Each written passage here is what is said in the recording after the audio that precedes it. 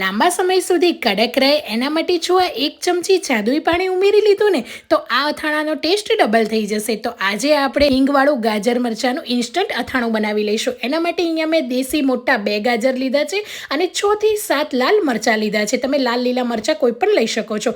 ગાજરને સારી રીતે સાફ કરીને આ રીતે લાંબા લાંબા પીસીસમાં કટ કરી લઈશું. મરચાંને પણ એ રીતે કટ કરીશું અને 2 તીખા લીલા મરચાં લીધા છે. હવે એક બાઉલમાં 2 મોટી ચમચી મેથીના કુરિયા, 1 ચમચી રાઈના કુરિયા. જો મેથી રાઈના કુરિયા ના હોય તો મેથી અને રાઈને તમે મિક્સર જારમાં અચકચરું ગ્રાઇન્ડ કરી શકો છો. 1 મોટી ચમચી વરિયાળી, લવિંગ, હળદર, મીઠું એડ કરીશું અને મોટી 3 ચમચી જેટલું ગરમ તેલ એડ કરીને તરત જ ઢાંકી લઈશું જેથી એની સ્મેલ બહાર ના જાય. 2 થી 3 મિનિટ પછી ખોલીને ગાજર મરચાં કટ કરેલા એડ કરી લઈશું અને 2 મોટી ચમચી તૈયાર અથાણાનો મસાલો એડ કરીશું જેનાથી ટેસ્ટ અને કલર સરસ આવશે. 2 કલાક ઢાંકીને રહેવા દઈશું. હવે એ પછી જાદુઈ પાણી બનાવવા માટે અહીંયા મોટી ચમચી હિંગ લીધી છે અને 1 લીંબુનો રસ, બંને વસ્તુને સારી રીતે મિક્સ કરી લઈશું અને બનાવેલા અથાણા ઉપર એડ કરી લઈશું. હિંગનો સ્ટ્રોંગ ફ્લેવર એટલો સરસ આવશે તો આ જાદુઈ પાણી એડ કરવાથી અથાણું લાંબો સમય સ્ટોર કરી શકશો.